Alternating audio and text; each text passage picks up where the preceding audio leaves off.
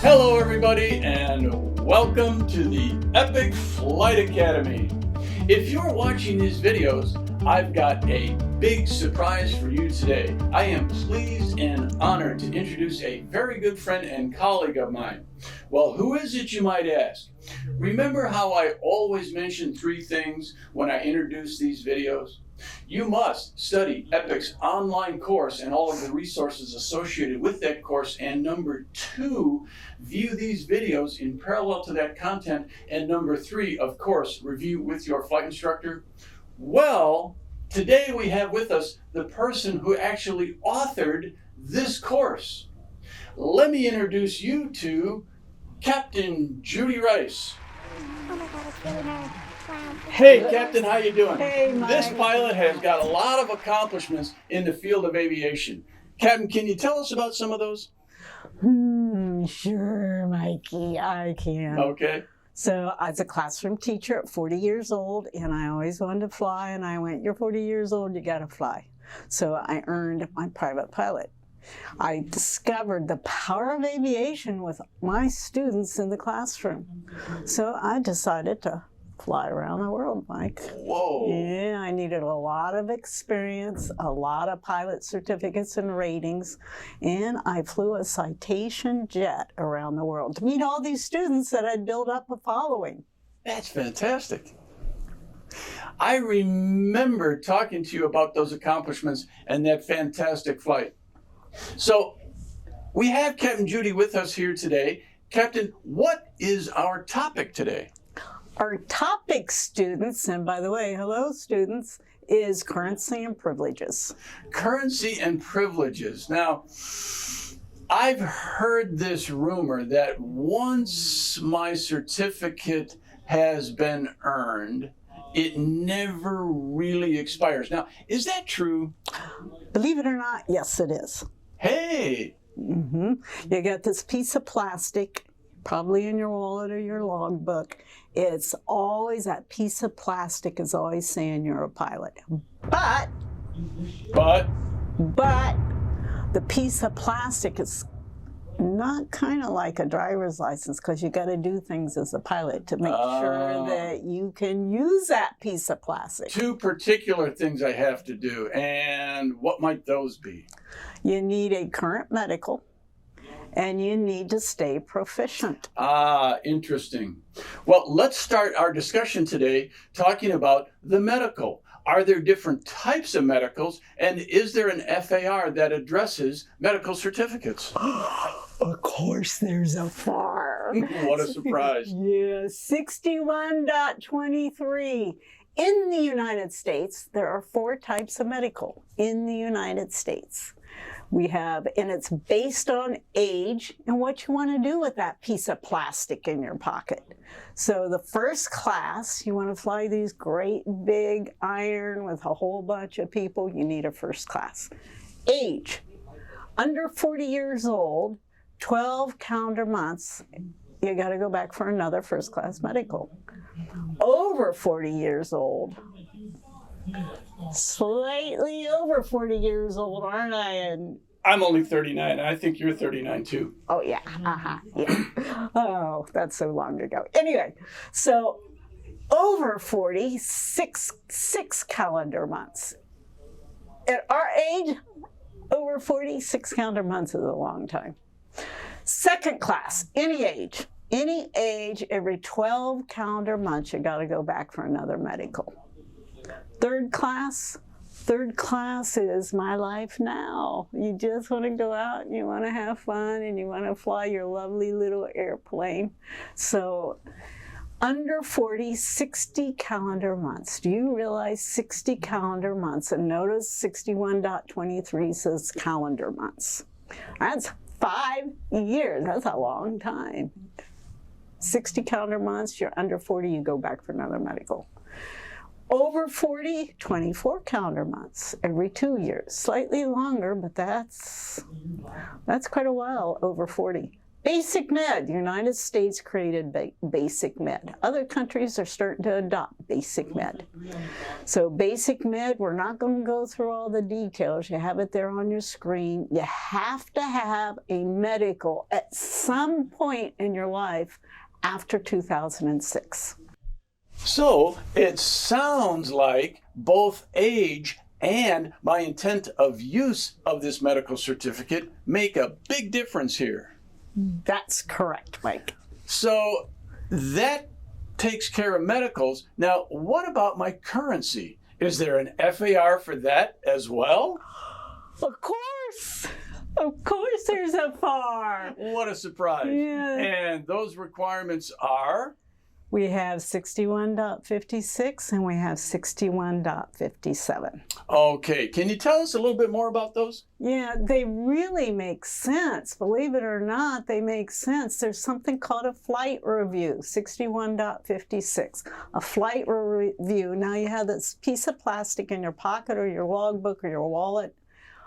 If you have not notice calendar months, 24 calendar months, done a flight review, which is 1 hour of ground, 1 hour of flight with either an instructor or a designated examiner.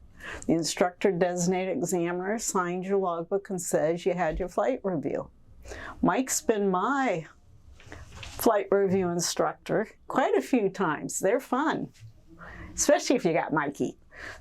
Then there's 90-day currency. Now you got your medical in your pocket, you got your flight review in your logbook, and you want to fly mom.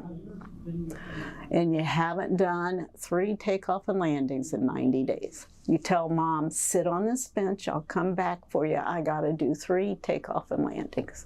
If you have an airplane with a wheel on the nose, you can do touch and goes during the daytime.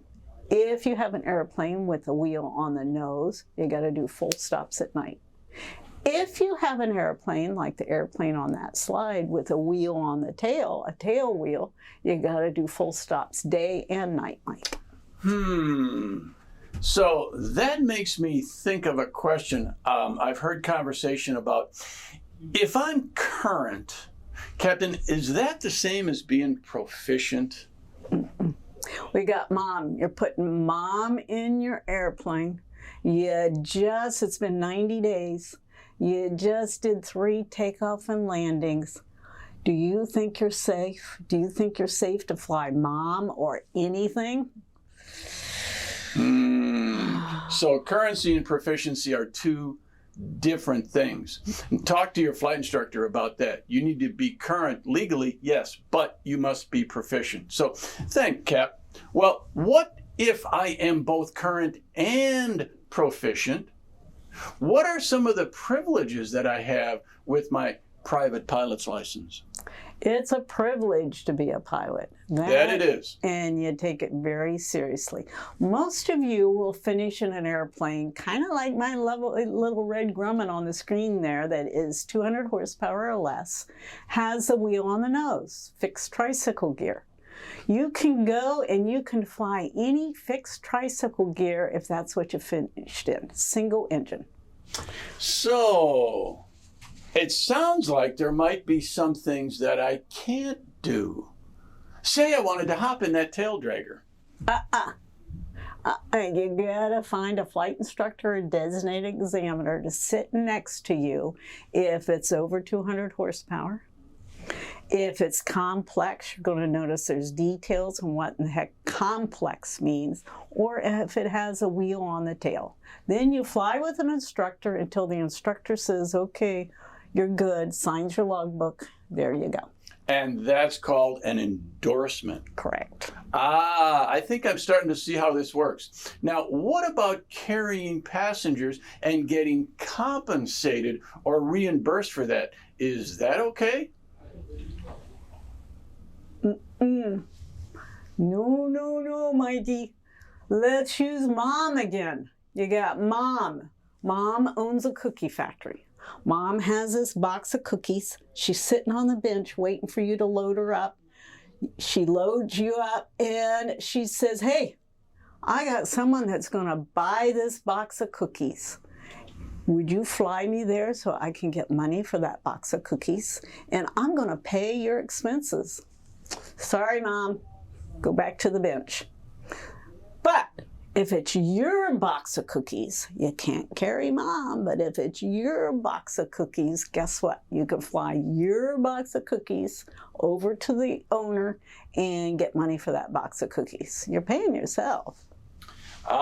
So if I'm flying it for somebody, that's compensation or higher, and that's going to require a different certificate. Probably, let me see, my commercial certificate? I think that's the one. All right, so what if you and I were going to go out to Disneyland in a 4-seat airplane?